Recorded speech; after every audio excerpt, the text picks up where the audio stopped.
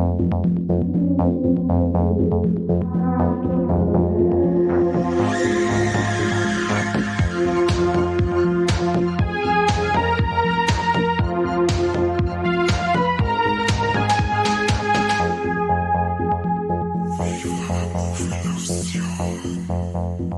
Seppi, da du das Bier hier gelesen hast, darfst du den Part der Anmoderation übernehmen. Auf gar keinen Fall. Mach jetzt! Seppi, mach jetzt! Nix. Los, Seppi, du musst ummoderieren. Ich trau mich nicht. Okay, das war ja schon Anmoderation genug eigentlich.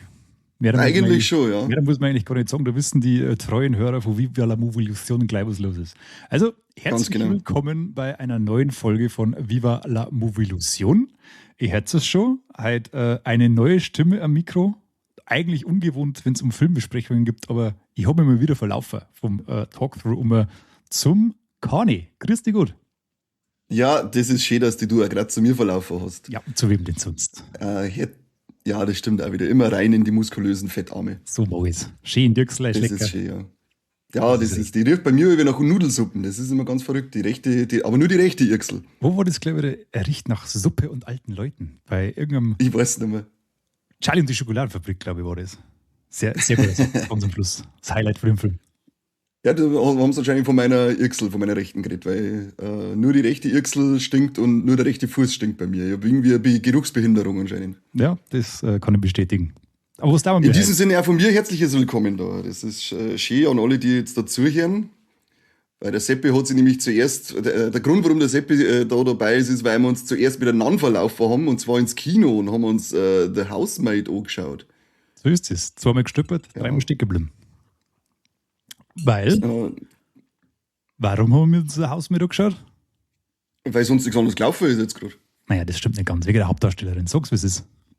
Ja, okay. Wegen der Sydney Sweeney sind wir ins Kino gegangen. Aber ich bin eigentlich wegen dem Hauptdarsteller gegangen. Ja, das stimmt. Also, so viel kann man mal vorwegnehmen, bevor man überhaupt über den Film spricht. Das ist wohl der attraktivste Cast seit langem. Da ist kein Platz für unter 10 von 10 Menschen. Das ist wirklich Wahnsinn, ja. Also da, wenn du nur ein bisschen nicht synchrones Gesicht hast, wirst du sofort mit dem Stor verprügelt. Brutal. Dann ruckert es wieder gerade. Also es ist schon sehr auffällig, wie attraktiv da gecastet wurde. Muss man auf alle Fälle mal sagen. Ja, aber wir gehen ja ins Kino, weil wir schöne Leute sehen wollen, oder? Wenn wir grobe Leute sehen wollen, dann schauen wir in den Spiegel. Oder halt links und rechts vor unserem Kinositz. Du zumindest, weil du bist in der Mitte gesessen. So ist. So, was geht's denn? Erzähl mal. Bei The Housemaid geht's um die Sydney Sweeney und dass sie gut ausschaut und dass alle anderen gut ausschauen. Das war's eigentlich. Sie wollen einfach nur alle hübsch sein. Das ist der echte Barbie-Film, nicht der komische, der da ins Kino gekommen ist. Die Sydney Sweeney ist die Millie und die ist auf der Suche nach einer Arbeit. Bei der läuft's nicht sonderlich gut, die muss im Auto schlafen und so. Und fretzt sie so durch von einem Tag zum anderen und ist dann irgendwann durch Zufall beim Vorstellungsgespräch im Hause Winchester eingeladen. Da ist sie mit der Nina im Gespräch, die ist gespielt von Amanda Seyfried. Und soll da dann Hausmädchen bei denen spielen. Sie haben eine kleine Tochter, die Sissi, und dann gibt es noch den sehr gut aussehenden Ehemann, den Andrew. Seppi säufert schon wieder, also ich sehe es nicht, weil es ist ja Audioformat, aber Seppi hat die ganze Zeit ein Dauerrohr gehabt, wenn er den Typen gesehen hat. Ja, natürlich, kann ich bestätigen. Ja, und wir müssen jetzt auch, glaube ich, vorab warnen an alle, die den Film noch nicht gesehen haben, das Bierchen nicht gelesen haben, weil der Film basiert auf einer Buchreihe und das noch machen wollen. Wir müssen hier auf alle Fälle spoilern, weil wir mir sonst überhaupt nicht wirklich was über den Film erzählen können. Der nämlich ein wenig auch von diesem Twist, den er am Ende dann, oder in der Mitte und am Ende dann noch dabei hat, lebt. Drum hier nochmal eine Spoilerwarnung rausgehauen. Wer das noch nicht gesehen hat und will, schaltet jetzt ab, schaut sich schnell 1,5 Stunden den Film an und kommt dann wieder zurück und jetzt ist fertig, was wir zum Verzeihen haben. Denn in diesem Hause Winchester stellt sie dann, als die Millie anfängt raus, dass nicht alles so ist, wie es scheint. Denn die Nina ist auf einmal nicht mehr so freundlich, sondern total hysterisch. Gefühlt denkt man sich die ganze Zeit, okay, die muss ja irgendwie eine Krankheit haben, das geht ja gar nicht anders. Bis es irgendwann darauf rausläuft, dass die Millie und der Andrew miteinander was anfangen und der Andrew dann keinen Bock mehr hat auf die Nina, sie rausschmeißt und die Millie jetzt da wohnt. Und dann stellt sich aber nochmal was raus, nämlich der Andrew ist auch nicht so, wie man es erwartet hat und geht mit der Millie vielleicht gar nicht so gut um und vielleicht ist ja auch die Nina aus einem gewissen Grund so narrisch gewesen die ganze Zeit. Aber das werden wir jetzt dann, das Ende werden wir dann im Laufe der Folge ein bisschen genauer besprechen, oder Seppi? Ja, auf alle Fälle. Also du hast es schon angedeutet, die Nina Winchester, die Herrin des Hauses, entpuppt sie dann als leicht gestört, kann man fast sagen. Also es ist ziemlich eskaliert. Es eskaliert ziemlich, wenn die Millie dann einzieht. Wo es auch ziemlich schnell passiert, muss ich sagen. Also es ist quasi, der nächste Schnitt ist dann schon quasi durchdrehen von der Nina Winchester. Das macht die Amanda Seyfried aber, finde ich, sehr gut. Also die spielt das tatsächlich richtig gut, diese von jetzt auf gleich völlig eskalierende Psycho-Rolle, die sie da einnimmt. Bei der Sydney Sweeney, muss ich ganz ehrlich sagen, ist das schon irgendwie so, ja, Stanni. Die ist halt da. Die ist halt da und dann läuft von Szene zu Szene und schaut halt aus, wie es ausschaut. Recht viel mehr macht es eigentlich nicht in dem Film. Ja, die Rolle gibt aber eigentlich auch gar nicht so viel mehr her, als irgendwie was machen kann. Die hat eigentlich nicht wirklich was zum Sagen auch die ganze Zeit in den Momenten, außer dass es halt dann total duckmausert ist. Ja, wo es aber tatsächlich, also ich habe die Bücher gelesen und wo es tatsächlich eigentlich in der Vorlage gar nicht stimmt, weil da war eigentlich schon sehr viel da. Das wollte ich dir nämlich noch fragen, weil das Schauspiel von der Sydney Sweeney wird in dem Film öfter mal angekreidet, was ich jetzt so ein bisschen gelesen habe. Und da wollte ich dich nämlich dann fragen, weil du bist ja einer der Menschen, die Bücher gelesen haben, ob ihre Rolle mehr hergeben hätte laut Bücher, weil so wie sie spielt, soll sie halt einfach so diese zurückhaltende, duckmauserte Nudel sein, gefühlt in dem Bücher, in dem Film, weil sie ja den Job nicht verlieren möchte. Da haben wir mir gedacht, ja okay, wenn's das genauso sein soll, dann passt es schon. Das Schauspiel gibt halt dann auch nicht wirklich viel mehr her, weil sie ja nie wirklich eine Rolle hat, in der sie irgendwas darstellen muss, außer eben dieses Pick-me-Girl vielleicht, wenn man so sagen möchte, die ein bisschen unbeholfen ein wenig ist und sie vom Ehemann irgendwie retten lassen muss von der narischen Frau. Aber sie ist im Bierchen eigentlich ganz anders, oder wie? Also, ich verstehe, warum das im Film so gemacht ist. Also, es gibt ein paar essentielle Änderungen von dem Film. Also, das Bierchen hat eine ganz andere Stimmung und ist auch viel psychologischer angelegt und das baut sich alles viel langsamer auf und ist für sie dann aus ihrer Sicht auch viel intensiver, weil was du jetzt im Film jetzt sagst, du hast halt auf relativ kurze Abfolge, hast du relativ schnell diese Psychospitzen und das ganze Zeug. Und im Birche baut sie das halt viel mehr auf und macht halt viel mehr damit ihrer auch innerlich und so weiter. Also das ist da schon einmal ganz viel intensiver.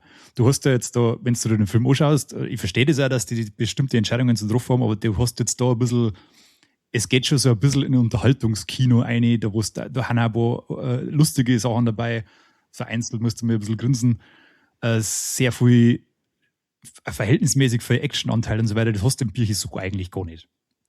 Sondern das Birche ist also ein psychologischer Thriller, der sich langsam aufbaut und die Figuren natürlich auch viel besser beleuchten kann. Und es gibt ein paar ich meine, es gibt insgesamt 4 Charaktere in dem Film und das sind ja im Birche nicht bedeutend mehr. Aber haben die halt teilweise kaum irgendwie eine Tiefe. Zum Beispiel der Gärtner, der ist ja einfach nur da, dass er gut ausschaut, mehr oder weniger. Der hat ja quasi nichts in dem Film zum Tor. Der muss nur ein bisschen verrucht schauen. Ja, genau. Und der Birchi hat ja halt auch viel tragendere Rolle. Und das hat halt viel mehr Gehalt dann, dass der da ist, wie jetzt im Film, wo er halt einfach nur kurz mal da ist. Das ist einfach völlig überflüssig im Film. Aber ich verstehe das schon, dass man das dann so macht, dass das halt einfach ein bisschen mehr knallt im Film, weil du hast im Kino oder als Film musst du halt einfach ein bisschen anders arbeiten wie in einem Birche, weil du halt einfach nicht die Zeit und den Raum hast für die einzelnen Figuren. Also kurz gesagt, es war mehr drin gewesen, deutlich mehr drin gewesen, aber haben so dem Filmdrehbuch einfach nicht mehr zugeschrieben, darf ich mal sagen. Also man kann ihr jetzt vor einen großen Vorwurf machen, sie marschiert da mehr oder weniger ohne Ecken und Kanten durch. Ja, er war halt nicht mehr drin.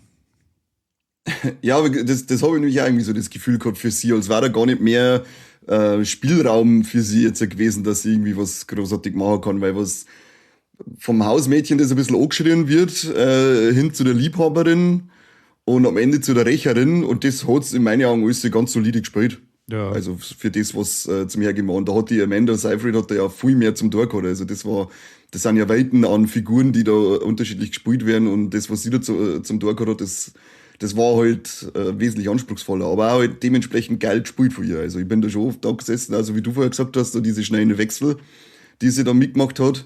Da habe ich gedacht, da bin ich ja gespannt, auf was es dann rausläuft, weil ich habe gar nicht gewusst, um was das geht und habe zuerst gemeint, dass es dann eben darum geht, dass sie vielleicht eine psychische Krankheit hat.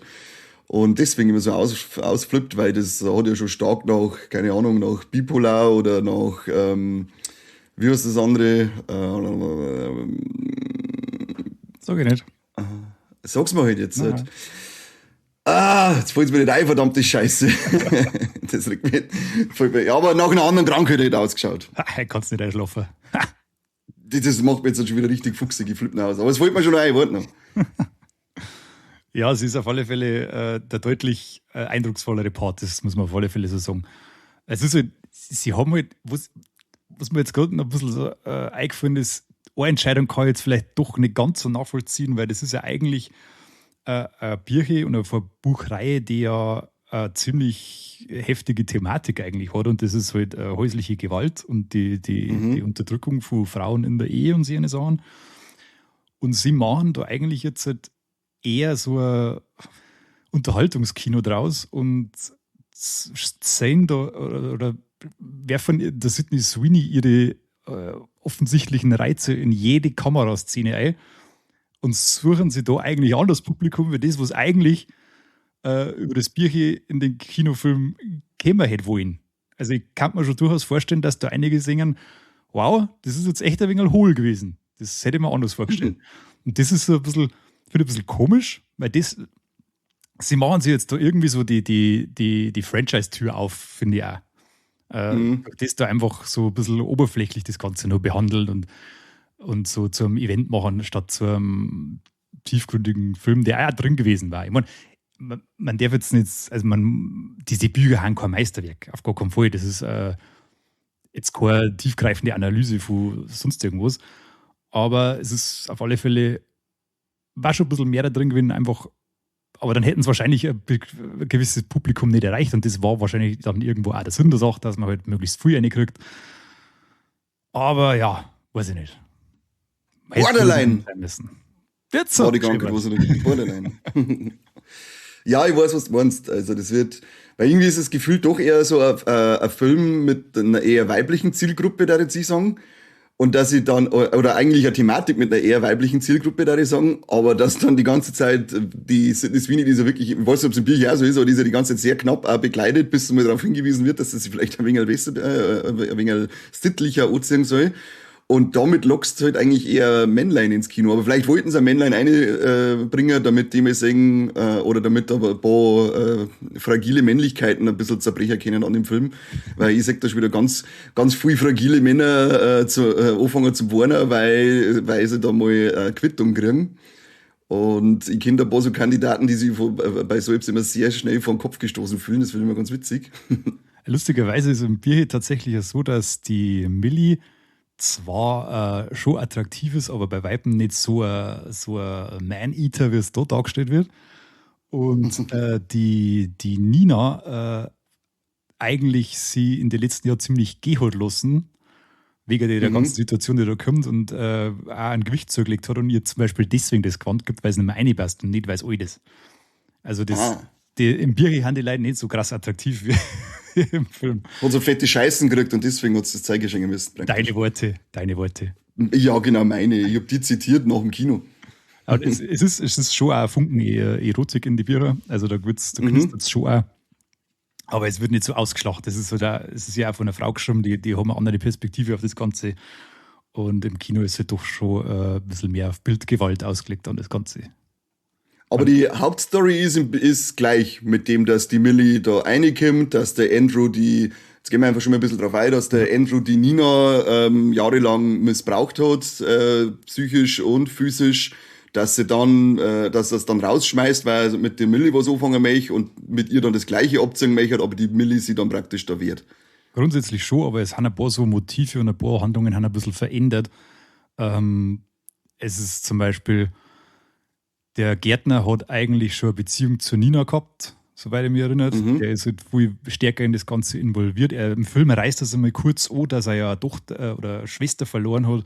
an so einen Typen wie ihm. Das ist im Bierchen, wird das noch mehrere Zeit, da wird er erzählt, wo er herkommt und warum er da nicht mehr sein kann und warum er jetzt da ist und wer er überhaupt ist, weil er ist ja eigentlich nicht nur irgendwie der Gärtner von denen, sondern er hat ja für intensivere Backstory. Der Schluss ist sehr anders.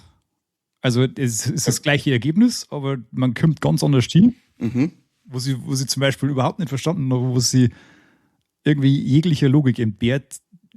Der foltert es ja nicht, weil er es hasst. Ja. Der ist ja mit ihrer beieinander, weil er das möchte. Und er findet sie ja zum Beispiel auch sehr attraktiv und ist deswegen mit ihrer beieinander. Lasst es aber dann ihren Bauch auf immer und ewig verschandeln, indem dass er es zwingt dazu, dass er sie 21 Mal mit einer Glasscherbe am Bauch aufschneidet. Also, das ist völlig absurd. Die hat da ihr Lebtag lang einen hässlichen Namen. Wie war das im Bierchen? Also im Bierchen triggert er auch nicht das Porzellan, sondern da ist irgendwas anderes. Ich glaube, das liest oder so oder nicht aufmerksam ist. Und dann zwingt es dazu, dass über viele Stunden oder Tage eins oder mehrere ganz schwere Bücher quasi auf ihren Bauch legt, dass das halt langsam eindruckt. Was halt am Anfang jetzt, das erscheint jetzt visuell nicht sonderlich spannend, aber wenn du dir das mal vorstellst, du hast da einen Birchenstapel von 5 Kilo oder sowas auf deinem Bauch liegen und das über mehrere Tage, ist schon nicht so geil. Es klang, wenn du mal 3 Stunden am fetten Koder auf dem Ranzen liegen hast, dann weißt du schon, was los ist. Und das kommt dann im Film nicht so gut das verstehe ich schon, dass sie es geändert haben, aber die Art und Weise ist ein bisschen krass. Das Entstellen ist ein wenig fragwürdig für das, wie du schon sagst, weil er es wirklich offensichtlich auch schön findet und attraktiv und dann möchte, dass er sich entstellt, das ist nicht so logisch gewesen. Ne? Genau. Aber es war halt, wie du auch gesagt hast, visuell ist es natürlich, hat das einen ganz anderen Reiz dann in einem Film, wenn sie sich da selber auffritzen. Ja, genau. Und im Bierchen liest halt dann, was das mit ihrer auch psychisch macht und so weiter. Also das ist das hat schon auch sein Gewicht und im Bierchen kommt das auch viel fieser weil du halt einfach in die Gedankenwelt von die Charaktere bisher kommst. Umgekehrt hat sie ihm auch keine Zähne auszuziehen lassen im Bierchen.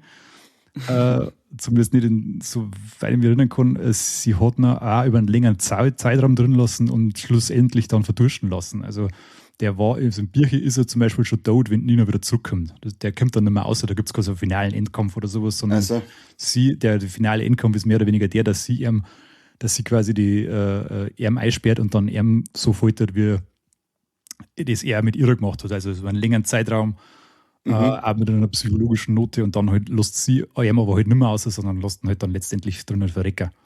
Das ist unangenehm. Ja, voll. Und vor allem, du hast das halt auch nicht so. Das ist ja, im Film ist ja auch so, dass ab einem bestimmten Punkt die Erzählperspektiven wechseln. Im Bücher ist das natürlich noch viel umfangreicher und viel intensiver und du weißt halt bestimmte Sachen nicht so schnell wie im Film, wenn sie dir das in 2 Minuten oder sowas als sie oberleiert. Und auch die Geschichte von Nina baut sich halt viel langsamer auf und du kommst erst nach und nach dahinter, was da so los war. Also es ist, wie so oft, ist das Bücher einfach besser. Das muss man so sagen. Auch wenn der Film für sich funktioniert, hat mich durchaus unterhalten, aber Bücher hat einfach mehr Substanz.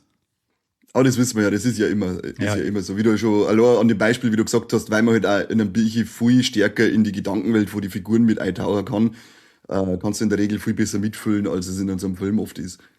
So ist es. Aber da wollten sie wahrscheinlich auch auf Nummer sicher gehen, dass das wirklich funktioniert, weil der Sydney Sweeney ist ja, glaube ich, eine Zeit lang jetzt halt auch so nachgesagt worden, dass sie der Box-Office-Tod ist von Filmen. Weil ich glaube, die letzten 2, 3 Streifen, die sie rausgebracht haben, sind ziemlich schlecht gelaufen. Ich muss ja ganz ehrlich sagen, ich wüsste jetzt gar keinen so einen Knallerfilm. Also ich kenne sie ja von Euphoria, von der Serie, die ja brutal gut war. Ja. Aber was halt dann so aus ihrer Wann ist, das kriege ich eigentlich eher so aus dem Boulevard mit, dass die halt existiert und überall auf jeder Schlagzeile oder so drauf sitzt. Aber von den Filmen her hätte ich jetzt gar nicht so den, wo ich sagen würde, wow, für das und das und das kennt man Sydney Sweeney. Es ist, also den ich da eigentlich überwiegend im Kopf habe, ist der Immaculate, den ich ja ziemlich gut fand. Da hat's mir auch gut gepasst, aber ansonsten muss ich auch sagen, habe ich gar nicht so viel mitgekriegt. Ich glaube, das letzte, was er gespielt hat, war irgendeine Biografie. Ich weiß jetzt aber nicht mehr von wem, der ist aber auch ziemlich gefloppt und irgendwas war davor, glaube ich, noch, wo es auch ziemlich untergegangen ist an die Kinokassen und deswegen ist ja dann eben dieser Ruf da ein bisschen gefolgt, aber jetzt mit Housemate, glaube ich, hat sie sich kurz mehr rausgearbeitet, weil ich glaube, dass wir jetzt beim Budget von 35 Millionen schon fast bei 200 Millionen Einspielergebnis sind. Also, ja, ich bin mir sicher, da gibt es auch noch einen zweiten Teil. Ich glaube, dass die das jetzt einfach weitermachen.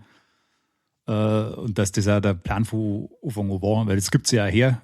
Es gibt ja noch 2 weitere Bücher in der Reihe, an denen kann man sich entlang hangeln. Und das kann tatsächlich noch viel größer ausufern. Also man wird die Filme dann wahrscheinlich auch noch ein bisschen größer anlegen, weil da gibt die Handlung gibt es her, dass man da ein bisschen noch mehr macht aus dem. Und das haben sie wahrscheinlich auch schon im Hinterkopf gehabt. Ich glaube, die wollten so den 30 Shades of Grey Dings. 50 Shades. 50, Entschuldigung, ja. So ein bisschen so eine Welle reiten, glaube ich. Und das, wenn du so sagst, die Einspielergebnisse sind schon so gut, dann werden sie das auch mit Sicherheit weiterverfolgen.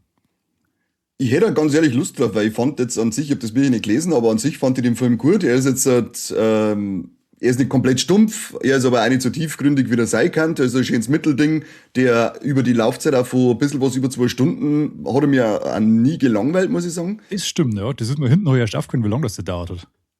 Ja, weil ich mir noch gedacht, als ich kurz davor dann nochmal, neben mir haben nämlich ein paar Mädels geredet und dann so, was, sie dauert über 2 Stunden? Und ich muss so, oh Gott, über 2 Stunden, so lange kann kein Mensch nicht sitzen. Aber er ist dann doch verhältnismäßig schnell vergangen und ich sag die Sydney Sweeney ganz gern, deswegen gern mehr davon und dann vielleicht ein bisschen blutiger. Ja, das kann durchaus passieren. Das soll dann so ein richtiger Slasher-Gore-Sod-Mischling werden, das war richtig geil. Ja, der Schluss hat ja schon ein bisschen angedeutet, wo die Reise hingeht für sie. Ja, genau, da wird schon eine potenzielle Fortsetzung angeteasert. Er ist ja, aber ich glaube, dass wir wahrscheinlich nicht so in diese brutale Richtung gehen werden, weil er ist ja von Paul Feig. Der hat ja auch den Ghostbusters mit den Damen verbrochen.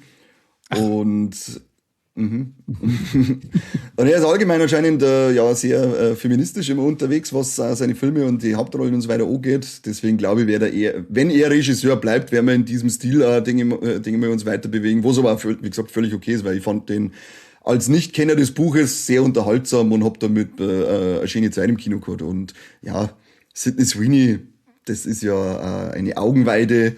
Und die Amanda Seyfried und auch der Brandon Sklenar oder Sklenar oder wie er immer heißt und der Michelle Morone, also wie wir schon gesagt haben, nur schöne Menschen. Brutal. Also du hast, selbst wenn jetzt halt wirklich nichts kurz erzählt wird, dann kannst du zumindest in jede Geschlechtsrichtung dahin schmachten.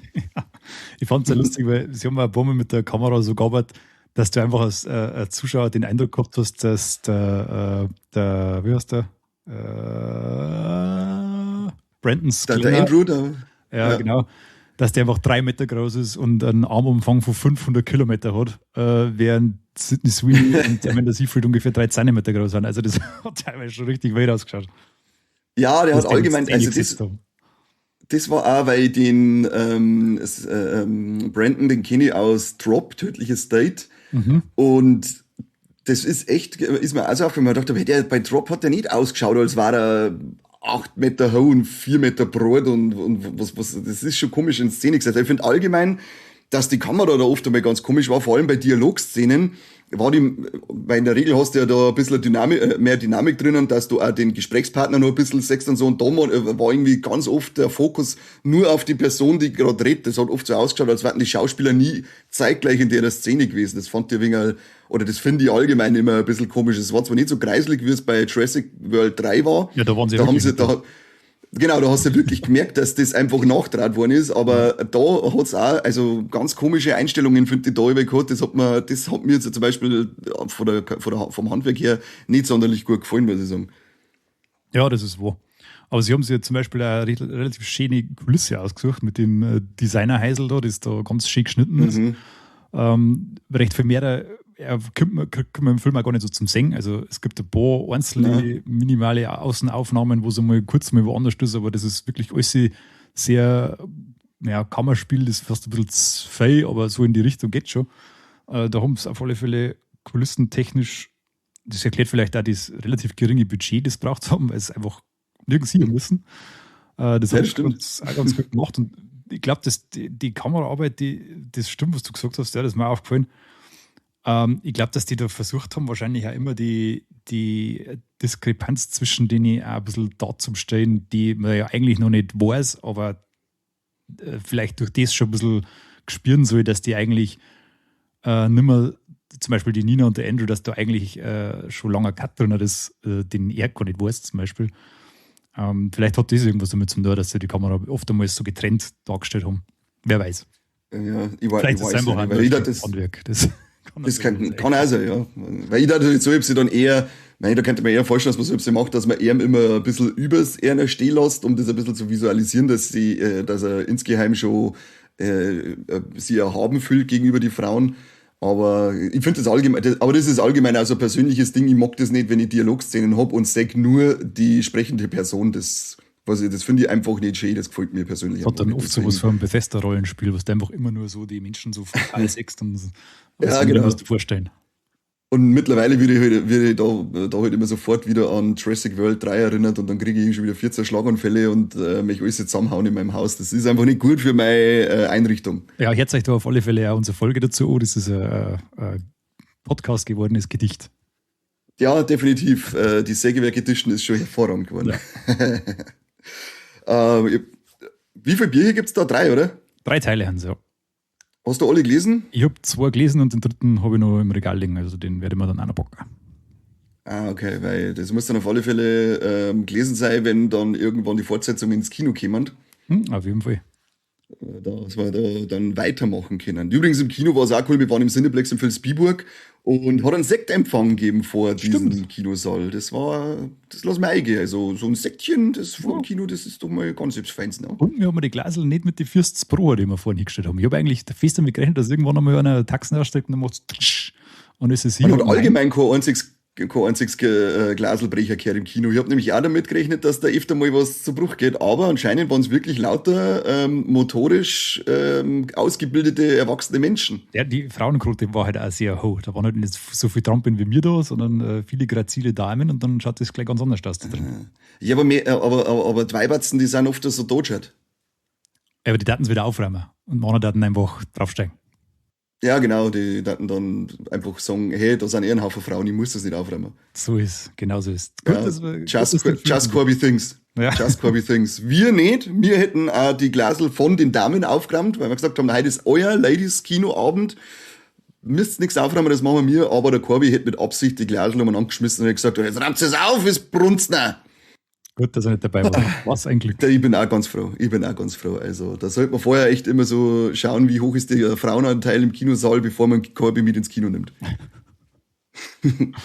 Hast du was zum Verzeihen über den Film oder sollen wir schon auf unsere Tops und Flops gehen? Jetzt schauen wir kurz in meine Listen, aber ich glaube, ich bin jetzt so das Gerät. Du hast überhaupt keine Listen im Liegen, Doch, ich bin immer top vorbereitet.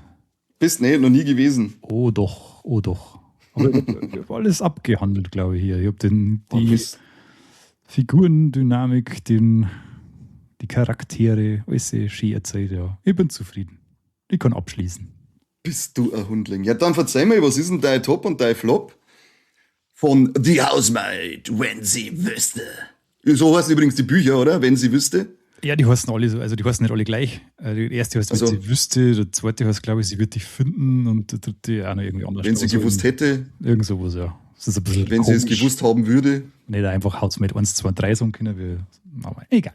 Das mit den deutschen Titeln ist ja immer so eine Geschichte für sich. Aber deswegen denkt euch nichts, es ist kein brunstdummer dazu erfundener deutscher Untertitel, diesmal, wie es so oft passiert bei den deutschen Filmtiteln, sondern es ist einfach nur der Buchtitel drunter geschrieben. Genau, der deutsche dazu erfundene.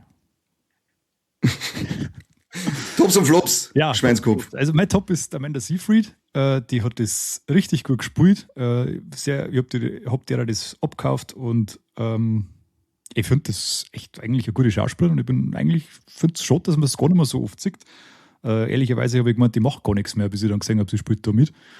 Aber hat mir sehr gut gefallen. Da muss ich mir jetzt einfach schnell mal gleich anschließen, weil das auch mein Top war, weil das Schauspiel von ihrer echt wirklich sehr überragend gefunden habe in dem Film. Okay. Mein Flop ist dann, vielleicht kannst du über den auch gleich anschließen, dass Sydney Sweeney halt eigentlich in dem Film mehr oder weniger zu Eye Candy degradiert wird und One-Liner droppt am Schluss, statt ein bisschen mehr der Tiefe einfach in das Ganze einzubringen. Da glaube ich, ist noch Potenzial nach oben im nächsten Teil. Vielleicht beleuchten es da auch die Hintergrundgeschichten ein bisschen intensiver, weil vor allem ihre ist schon eigentlich ganz schön krass. Die ist ja auch eher, dass man es halt einfach mal schnell gesehen hat, eingeschnitten worden. Mhm. Da war schon ein bisschen mehr dahinter und vor allem dann auch vom Enzo. Vielleicht geht man da einfach mal ein bisschen besser darauf ein. Das war mein Flop für den Teil. Aber hoffe ich mir mehr vom nächsten. Nein, ich habe nicht den gleichen, weil ich mir gedacht habe, auf das ist Winnie wird eh zu viel rumgeritten. Bezüglich dem. Nein. Nicht so. Also es wird auf alle Fälle geritten in dem Film.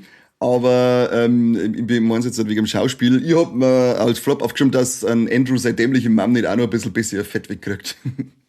Die hat ungefähr 2 Szenen, und ich hab's instant gehasst, diese Frau. Und dann im Nachhinein haben wir so gedacht, ach, es ist zwar eh schon die ultimative Strafe, dass du dein Kind verloren hast, aber ich hätte gern, dass du auch noch irgendwie mehr verloren hättest, so blöde Wuitsau. Das ist also ein richtig hassenswerter Charakter. Ja, da haben sie auch ein bisschen Zwing gemacht mit der, finde ich, weil das hat ja auch einen Grund, warum der so ist, wie er ist.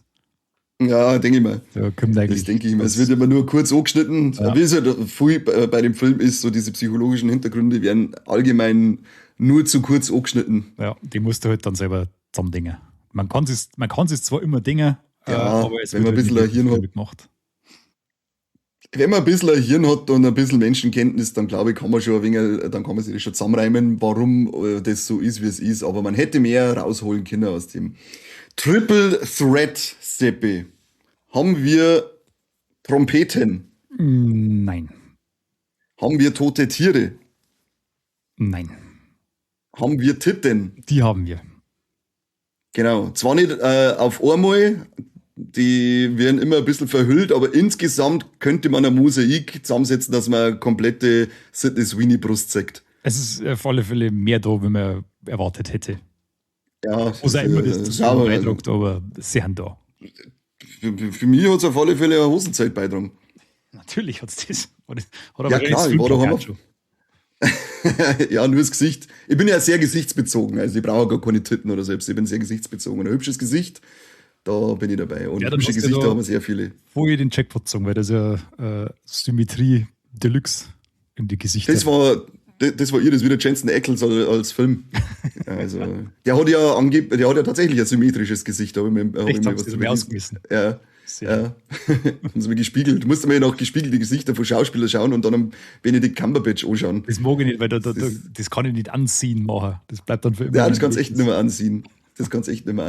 Nein, ich bin da sehr, war sehr mein Film in der Hinsicht. Ich habe auf alle Fälle die Unterhosen vorsichtig ausziehen müssen, weil er mir schon vorne abbiegt ist. Schöner Schluss. Ja, genau. Da hören wir sofort auf, ohne Tschüss zum Sagen. Ja. Seppi, das war's, da ich sagen. Ja, haben wir, glaube ich, alles gesagt, was der Corby am liebsten nicht gehört hätte, weil sie den Film noch anschauen wollte, wenn er jetzt dann schneiden muss, aber ja, er kann das skippen. Eben. Und dann muss er halt einmal früher ins Kino gehen. So ist es. Du darfst dir an Corby sein Schlusswort übernehmen. Jetzt kommt wieder auf, dass ich mir nie unsere Podcasts so her. Du Dreckschwein. Sagt er denn immer? Er sagt immer, vielen Dank fürs Zuhören beim besten Podcast. Ach so, doch haben wir schon. Okay, gut. Vielen Dank fürs Zuhören beim besten Podcast der Welt. Oh, das war mies. Und ich müsste jetzt, ja, es geht so, ich müsste jetzt eigentlich sagen, wo, nicht von sowieso, aber ich weiß nicht mehr, wo der Film gespielt hat. Das ist nie irgendwie erwähnt worden, gell? In Amerika. Was denn? Oder ich sag, nicht vom Winchester Haus. Winchester Burg. Ja. Die kann man da schon wieder referenzieren. Die haben sehr viel mit dem Film zu tun. Ja, oder halt einfach das Haus, wo das gespielt hat, weil das waren ja die Winchesters. So mein was war Manhattan. Okay, nicht von Manhattan. Jetzt ist Wiederschauen. Vielen Dank fürs Zuhören an alle. Schön war's. Wir sehen uns zu Teil 2. Unbedingt.